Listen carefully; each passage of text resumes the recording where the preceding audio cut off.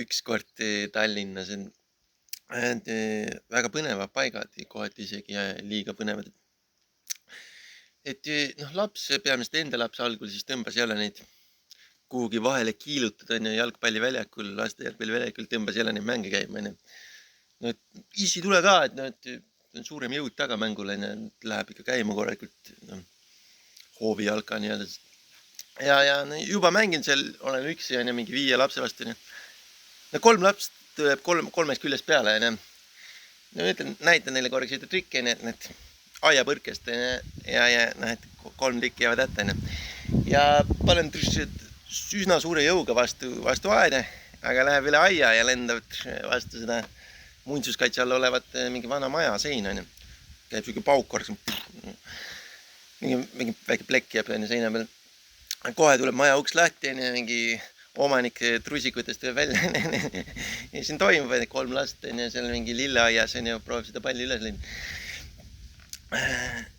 Jah, et teine lugu veel, et las need lapsed jooksevad sinna aeda, et seda üldiselt soovitaks. Tallinnas, samuti Tallinnas jah muidugi, et noh, nullkuludega hakkan arvutimängud äri tegema, raha ei kulu, nad kirjutavad ise arvutimänge, kõik soovivad, aga käimas on, juba tekivad need huvilised sinna töötubadesse, et tahaks osta, kuidas sa teed neid arvutimänge, lapsed, tahaks ka õppida, tahaks ka ise teha arvutimänge ja tulevikus müüa, et kuidas sa teed seda. Huviringid juba toimuvad 2 koolis, Harku Järvel, Tallinnast väljas natuke ja siis seal lennujaama taga selles erakoolis, International koolis. Ja need huviring käivad, aga vahendajad on raskuses, kinnisvaraga alt ära kadunud. Noh, ma ei suuda teda üürigi maksta, Sadama linna kallis, et kus ma võtan selle 500 talle iga kuu,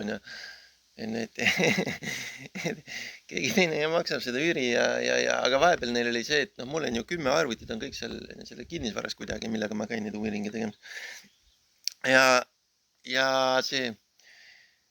vahepeal on see mingi ühistu, räägib, et peldikutorud on kõikides korterites vaja ära vahetada, te ei saa seda korterit kasutada paar päeva.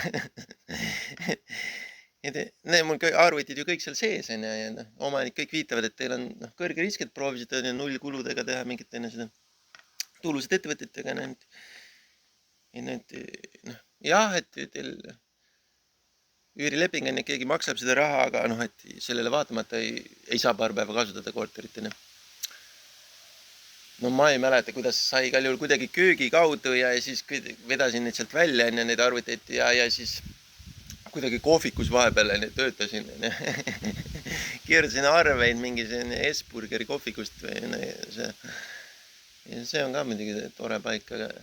seal on selle Hesburgeri kohviku viga on see, et seal on samasugused inimesed kõik täis, kõik teevad seda sealt, Kõigile neil see läpakas ja isegi juba võistlevad omavahel, et see kinnisvarale, aga ei hakka hammas peale nii kallile kinnisvarale, ei saa, ja küsitakse, pere küsib, et olgu vähemalt 500 korter on ja 500 € kuus, aga mul ei ole võtta siukest praegu, üks 100-line on kogu aeg käigus, millest kõik siis söövad mingit sente, kui toda poleks käigus, siis mingi suureks välja need notarid, aga ei ole seda 4-5 korda suuremat summat neile võtta, et jah, ma saan aru, vahendaja on hädas, ja proovime need vahendajad siis kuidagi vastu tulla või mitte tingida ja rohkem aidata ja enda poolseid nõudmisi mingi vähendada, et teeme mingid töid kiiremini ja ilma tööriieteta ja